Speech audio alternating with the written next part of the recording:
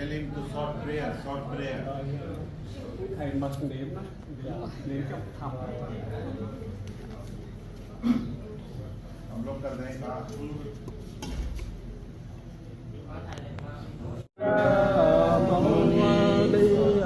Phật. Nam mô Bổn Sư Thích Ca Mâu Ni Phật. Nam mô Bổn Sư Thích Ca Mâu Ni Phật.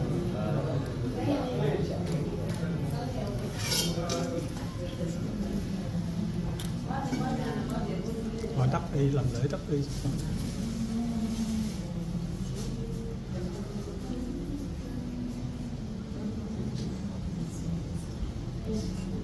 Itipiso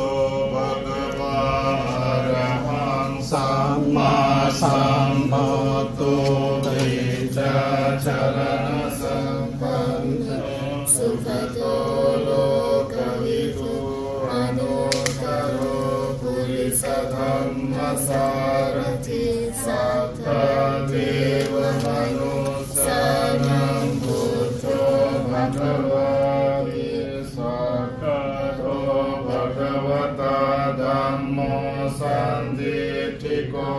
Akaliko Yehi Passiko Yopanayiko Paccatam Veditam Govinyo Hiti Supatipanno Bhagavato Savaka Sangho Ujjupatipanno Bhagavato Savaka Sangho Jaya Patipanno Bhagavato Savaka Sangho Samiti Patipanno Bhagavato Savaka Sangho Yatitam Cattari Purisa Yugani Atta Purisa Bhukala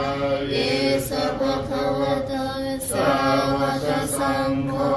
Ahunayo Pahunayo Dakinayo Anjali Karaniyo Anuttara Uyam Tetang Lokasati Karaniyam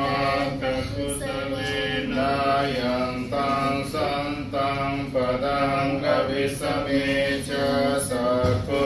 Ujucha Sujucha Suvachocha Samudvanatimani Santosakocha Suvanucha Yapakichocha Salavukavoti Santinsiyocha Nipakocha Apagapo Kulesu Ananukito Nachakutang Samujare Kinchiyena Viyo Pare Upavadeyo Sukhin Vakemino Honto Shabbe Satta Bhavantu Sukhita Eke Chipana Bhutati Tasavatavata Vayanavase Sadhikavaye Manta Majimara Sakanukatulati Aditaye Chadure Vasanti Avido Bhutavasam Bhavesi Vasabhe Sata Bhavantu Sukhitata Naparo Paranikum Vedunati Manye Tata Katinam Kinche Varosana Padigasayana Yamaya Sadukamichaya Mata Yathaniyam Putanga Yusaye Kaputamanuraki Evam Pisapa Bhutesho Manasangva Aparimanam Etam Cha Savalokasmin Manasangva ริมานังอุตตังวโทจติริยังจาสัมมาตังอเวระสัพพัทธังทิทังจรังนิเสโนวาสายโนวายาวตัสสะวิกตเมโตเอตังสติยะเทเตโยบรมเมตังวิหารอิตมาโหติเต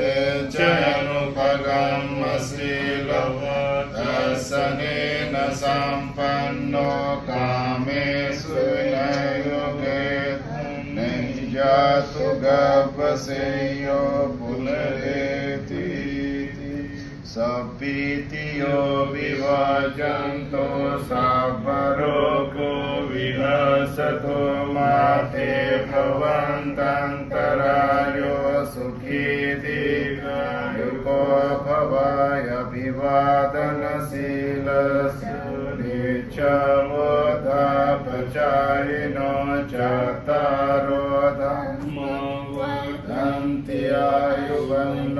สุขังบาลังภวตุสัพพมังคลังรักขันตุสัพพเทวตาสัพพพุทธานุภาเวนะสตาโสติภวันตุเตภวตุสัพพมังคลังรักขันตุสัพพเทวตาสัพพธัมมานุภาเวนะสตาโสติภวันตุเตภวตุสัพพมังคลังรักขันตุสัพพเทวตาสัพพสังฆานุภาเวนะสตาโสติภวันตุเต สาธุสาธุ A Di Đà Phật. Khu viên đạo tràng Bồ Đề sau khi các sư đã làm lễ tại Đại Tháp Giác Ngộ và ngồi gốc cây Bồ Đề, sau đó các sư di chuyển ra phía sau. Trong khu viên này cũng có gốc cây Bồ Đề rất là đẹp quý vị. Đây chúng tôi sẽ quay toàn cảnh cho quý vị coi nha.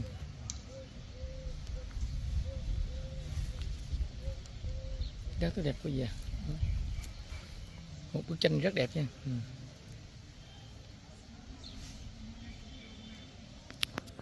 Một bức tranh rất đẹp quý vị.